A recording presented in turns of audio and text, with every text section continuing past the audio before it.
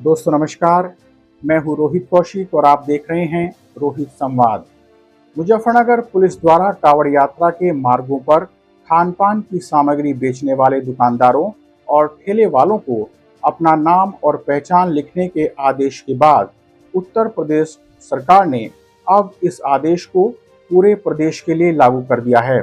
पूरे प्रदेश में कांवड़ यात्रा मार्ग पर अब यह आदेश लागू होगा। सरकार का कहना है कि खाद्य सुरक्षा एवं मानक अधिनियम के तहत होटल या ढाबा मालिक को अपने प्रतिष्ठान पर फर्म का नाम, अपना नाम व लाइसेंस संख्या लिखना अनिवार्य है। सवाल यह है कि सरकार को अचानक इस नियम का ध्यान क्यों आया है? क्या यह मामला इतना सरल है? उत्तर प्रदेश के बाद अब हरिद्वार में भी ऐसे ही आदेश जारी कर दिए गए हैं। आरएलडी के प्रदेश अध्यक्ष रामाशीष राय ने एक्स पर पोस्ट करते हुए लिखा कि उत्तर प्रदेश प्रशासन का दुकानदारों को अपनी दुकान पर अपना नाम और धर्म लिखने का निर्देश देना जाति और समुदाय को बढ़ावा देने वाला कदम है। प्रशासन को इसे वापस लेना चाहिए क्योंकि यह गैर संवैधानिक कदम है। आरएलडी नेता और बिजनौर के सांसद चंदन चौहान ने कहा कि हम हिंदुस्तानी हैं और हमारे लिए यही भाव सर्वोपरि रहना चाहिए। लेकिन भाजपा नेता मुजफ्फरनगर पुलिस और उत्तर प्रदेश सरकार द्वारा जारी इस निर्देश को आश्चर्यजनक नहीं मान रहे हैं। भाजपा नेताओं का कहना है कि यह बहुत ही सहज और सरल निर्देश है, इसलिए विपक्ष को इस बात पर हल्ला मचाकर माहौल खराब करने की कोशिश नहीं करनी चाहिए। सवाल यह है कि माहौल खराब करने की कोशिश कौन कर रहा है? इस तरह के निर्देश देकर उत्तर प्रदेश सरकार क्या सिद्ध करना चाहती है? विपक्ष माहौल खराब करने की कोशिश कर रहा है या फिर सत्ता पक्ष माहौल खराब करने की कोशिश कर रहा है? मुजफ्फरनगर जिले में एक ढाबे के मालिक ने यह आरोप लगाया है कि पुलिस ने उसके ढाबे में कार्यरत 4 मुस्लिम कर्मचारियों को हटवा दिया। अलग अलग यूट्यूब और इलेक्ट्रॉनिक चैनलों पर इस ढाबे के मालिक के कई वीडियो वायरल हो रहे हैं। इन मुस्लिम कर्मचारियों को विपक्ष ने नहीं हटवाया है, बल्कि ढाबे मालिक के आरोप के अनुसार पुलिस ने हटवाया है।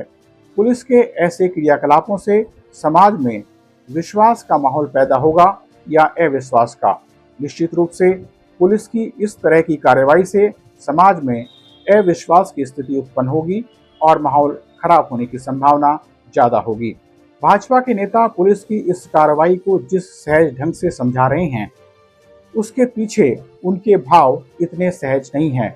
उत्तर प्रदेश सरकार और भाजपा के नेताओं के इस भाव को लोग बखूबी समझ रहे हैं।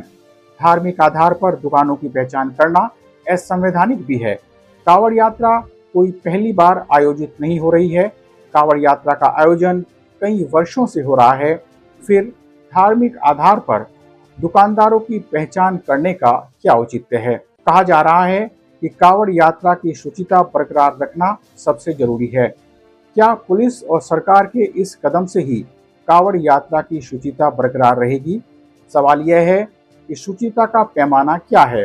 दिल में धार्मिक भेदभाव पैदा कर क्या हम किसी भी धार्मिक प्रायोजन की शुचिता बरकरार रख सकते हैं? सरकार कांवड़ यात्रा की जिस शुचिता की बात कर रही है, क्या सभी कांवड़िये उस शुचिता को बरकरार रख पाते हैं? हिंदू समाज ही कांवड़ियों के संदर्भ में एक तरह की राय नहीं रखता है। कांवड़ यात्रा के दौरान जब जनता को वैकल्पिक मार्गों से निकाला जाता है, तो हिंदू समाज ही कांवड़ियों के बारे में जिस तरह की बात करता है, वह किसी से छिपा नहीं है। यह सही है कि कांवड़िये अपनी धार्मिक आस्था के कारण लंबी दूरी तय कर भगवान शिव को समर्पित कर देते हैं, लेकिन कांवड़ यात्रा के दौरान ही कुछ कांवड़ियों द्वारा छोटी सी बात पर ही लोगों से मारपीट के मामले अक्सर प्रकाश में आते रहते हैं। जाहिर है कि कुछ कांवड़िये स्वयं ही इस धार्मिक यात्रा की शुचिता और गरिमा को तार तार कर देते हैं।